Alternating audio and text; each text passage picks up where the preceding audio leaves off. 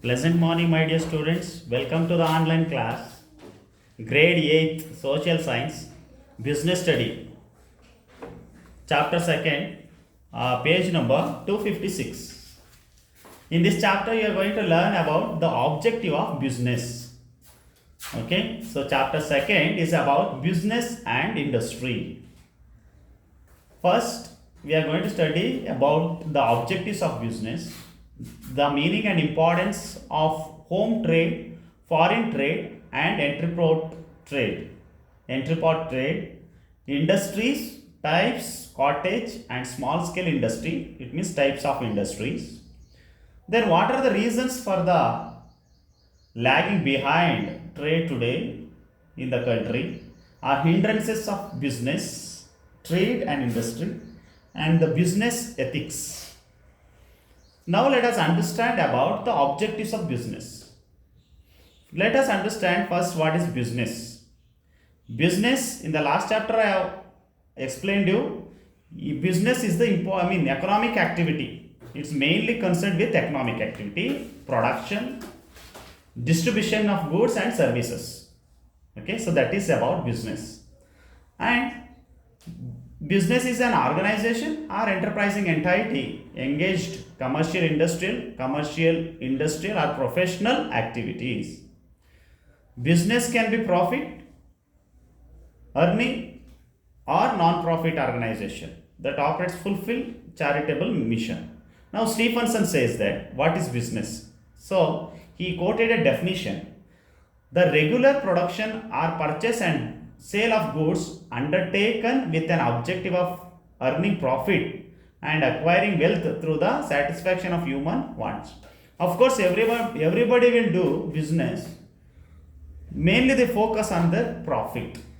Even the Stephenson also will say the same thing. He says that the regular production or purchase and sale of goods undertaken with an objective of earning profit and acquiring wealth through the satisfaction of a human wants. Yes, of course, everybody needs money, everybody wants profit. So that's why human earns profit in order to satisfy its needs.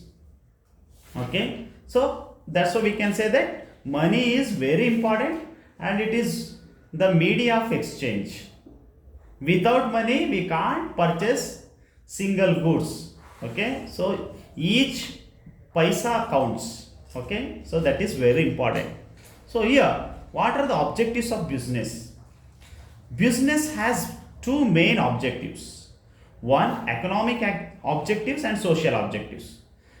If we understand economic objectives, yes, gaining profit is the main objective. Okay, earning profit, and at the same time, apart from that, but it is not so, the sole objective of business includes earning reasonable profit that is sufficient to enable business to cover the cost and business man to lead normal and comfortable life. At the same time, it produces such goods that required from time to time according to changes that take place, and also it brings changes of the production adopting new techniques. So these are some of the important economic activities. And if we take social activities or social objectives, if we take it, business produces goods and supplies the goods that are required for the development of nation. One is development nation. Second motto or objective is to provide employment to the people. Okay, it provide employment to many and pays them fair wages and salaries.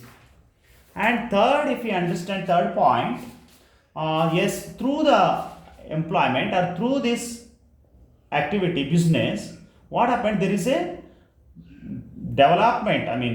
The national income increases and the nation by paying taxes and tax duties will be collected. That was the social objective. And business also contributes fair share of the social welfare of the nation by starting and running schools, colleges, hospitals, etc., and maintaining public gardens. Okay, this all includes in the social objectives. Now let us understand about the trade, industry, and service. What is trade? Trade is nothing but buying and selling goods. Okay, or it is buying and selling goods to the consumers is known as trade. And in that trade, there are three important types. One is home trade, foreign trade, entrepot trade. What is home trade? Home trade which takes place within the country, that is known as home trade, where especially here the retailers and wholesalers work, okay, in the home trade. What is retail trade? What is retail trade? Retailers carry out their trade places where consumers live.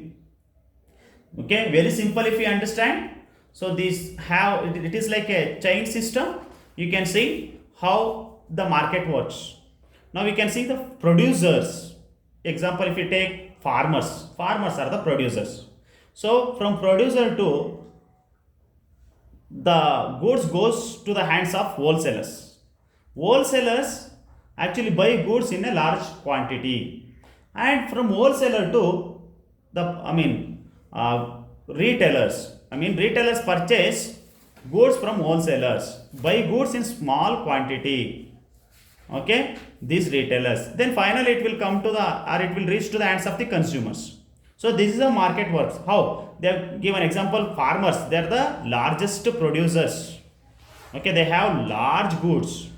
Then wholesalers will buy from them, or they buy from factories. We can say that producer to factory, from factory to wholesalers, from wholesalers to retailers, from retailers to consumers, consumers to and all the even okay, and it reaches to the it reaches to each citizens of the country, or to this consumer too. We can say that before consumer, retailers to shop, from shop to consumer. So this is how the market system works. And here we can understand one more thing about that. Retailers, whenever retailers buy goods, they buy goods in a small quantity, and in order to make profit, what they do, they divide again into small quantity. The example for the retailers, or we can say that market sellers, hawkers, peddlers, they are the great examples for the retailers. We can see, even look at some of the retail shops. Okay, so they are called retailers. So they purchase goods from the wholesalers. Okay, so that is about the market system and how it works. And retail trade, retailers carry out their trade from place to place, from places where consumers live. They buy goods from wholesalers and sell them to the consumers. And they also supply varieties of produced goods to producers to the consumers. And they also help, they grade the goods and supply according to the taste of the consumers. And also these people, especially retailers, face the loss or benefit they themselves has to face. They have to take the risk. And at the same time, they also introduce about the newly available goods in the market. Okay, so these are some of the importance about the important matters about the retail trade, and where the people really support to the really support to the wholesalers as well as to the consumers. Now the important types. Okay, so here they have given suggest alternative goods, particular goods that are not available. Retail trade is carried out in different ways.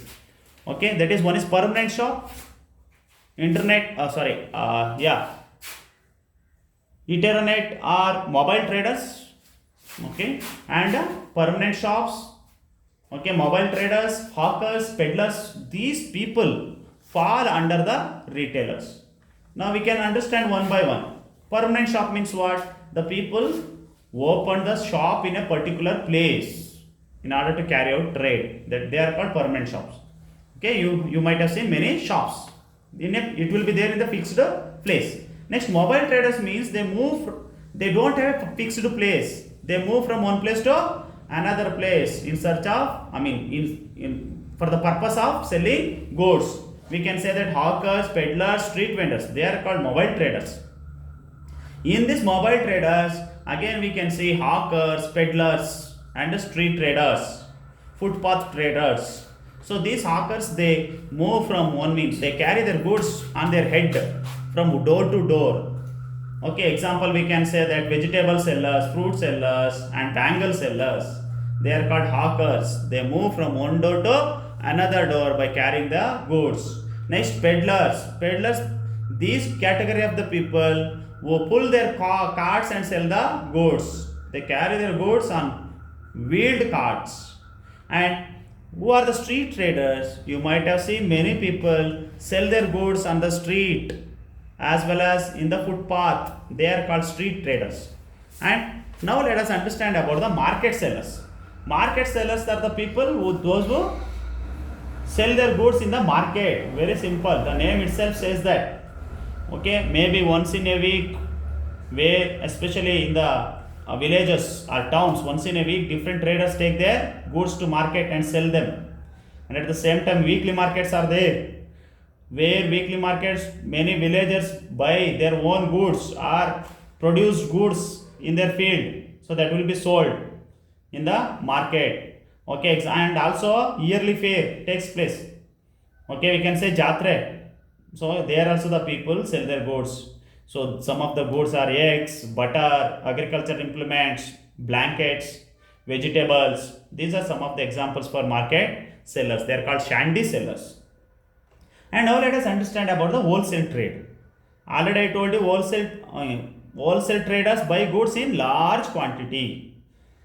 What their duty? Supplying goods to the retailers in a small quantities. They provide credit facilities to the retailers. At the same time, they do not keep high margin or profit. Less, they keep margin but not too much comparatively. Okay, where retailers will earn more. Okay, they work as a middleman, middle persons between producers as well as wholesalers. Okay, and they also advertise on behalf of the producers. Okay, so these are some of the activities of wholesale traders. And what is foreign trade? Foreign trade means the trade takes place between countries to countries, between two countries, we can say. So in that we can see especially this foreign trade classified into three. One is imports, exports, and entry port. Okay, so now let us understand what is export. Export is nothing but it refers to a country buying goods. Sorry, this is called imports. Yeah, this is called imports. Imports refers country buying goods from other country. Import. What is export? Export refer a country selling its goods to other countries. Entry port trade refers buying and selling of goods from one country with a view of sell other countries. It means if they have shortage of it means keeping the business mind, so they don't have such kind of resource. So what they do, they purchase goods from other country and with the view of making profit, they sell to other countries. So for entry port trade, best examples are Singapore, Middle East countries are the best example for entry port trade. Okay, nowadays many countries are carrying out this entry port trade. Now, need for foreign trade. Why we need? Of course, it brings huge national income. Okay, and foreign trade is, of course, it is no world is self-sufficient in all natural resources. So that's why we have depend on other countries. So that's why foreign trade is very important. At the same time, we can improve our national income. So that's why foreign trade is very important. Example, we are lacking of some resources, so we have shortage of some resources. What we need to do, we need to purchase from other countries, and also maintaining good friendly relationship with other countries, it is also very important. And now let us understand about industry. Industry also is mainly concerned with economic activity, production, goods, extraction of minerals, and also providing some services. Now let us understand about the types of industries. There are two types of industries. One is primary industry and secondary industry. Under primary industry, one is genetic and another one is extractive manufacturing. Okay, and secondary industry comes under constructive. What it is? Very easy to understand. Primary industries include genetic. Genetic means what? These industries engaged in production, okay, reproduction in different crops, plants, animals. These comes under genetic. We can say that horticulture, dairy farming, and poultry comes under genetic. And second is extractive manufacturing. Extractive manufacturing means some of the ores will be converted.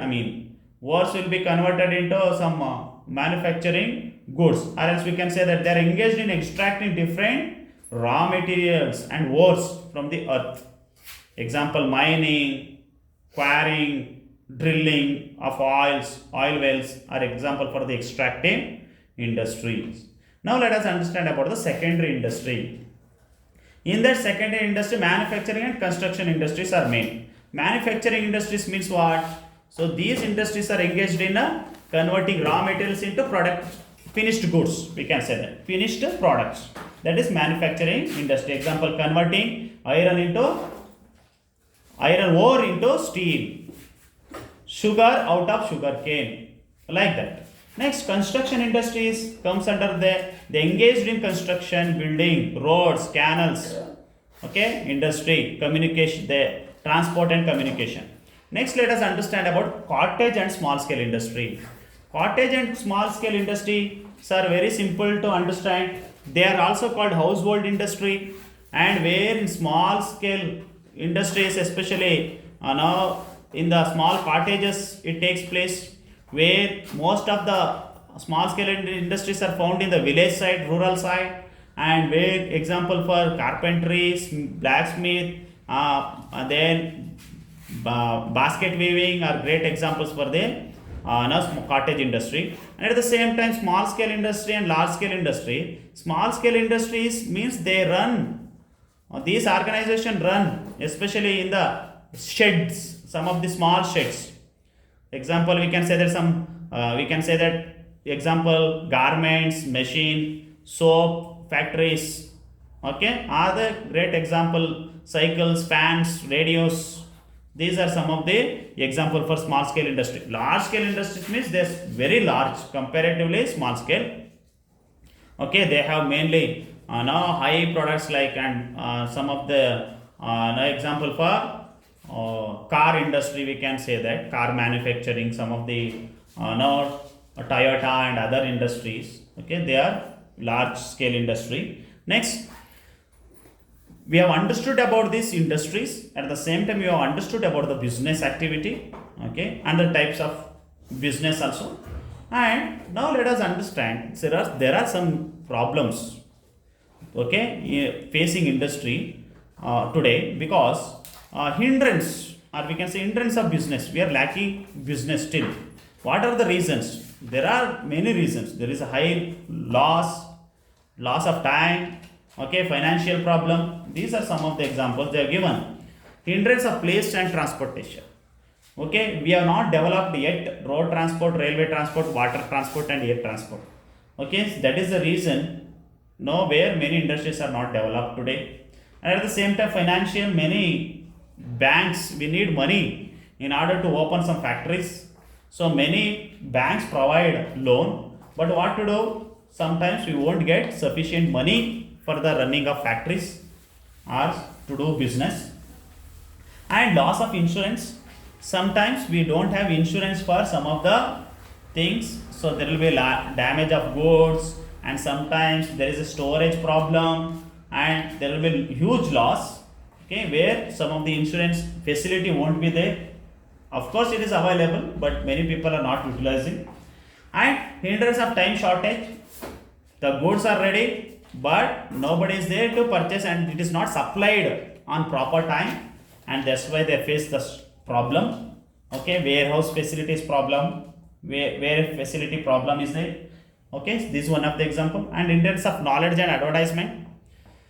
So advertisement should be given so that the people could understand about the goods and the quality of the goods, so that the people can understand. So advertising and services are very useful. Now, this is about the hindrance and business of industry and trade and industry today. And now let us understand business ethics. When we do this business, not only keeping the profit, at the same time we need to provide justice to the consumers. So that's why we need to avoid antisocial activity in the society. So antisocial activity, unethical practices, then charging excess and abnormal rates, then weights and measure, creating artificial scarcity. Okay, so these are some of the unethical practices. When the retailers or wholesalers or producers practice these kind of no things, so what will happen? We can't provide justice to the consumers. That's why the government has taken many decisions, strong decision, in order to provide fair price to the consumers, or in order to provide justice to the consumers. Even today, consumer courts are opened in order to get their justice. So that's why government has now introduced public distribution system. It is supplying essential commodities through fair price, is known as public distribution system. And second thing, ISI, Indian Standard, and we can say that Institution Bureau of Indian Standard. ISI and AGMARK. Okay, AGMARK seals are there. Seals will be there, are printed on the goods. And also they have fixed some retail price, or we can say that MRP. MRP means maximum retail price will be fixed by the government, so that the people can understand what exact the price of the goods. Okay, then these are some of the, and also the people can understand date and manufacture, date of expiry, everything they could understand. And because of this, we can protect some of the business ethics. Okay, so these are now some of the measures have been undertaken by the government. Okay, have you understood? So please go through the textbook once again, and if you have doubts, please clarify. Okay, thank you.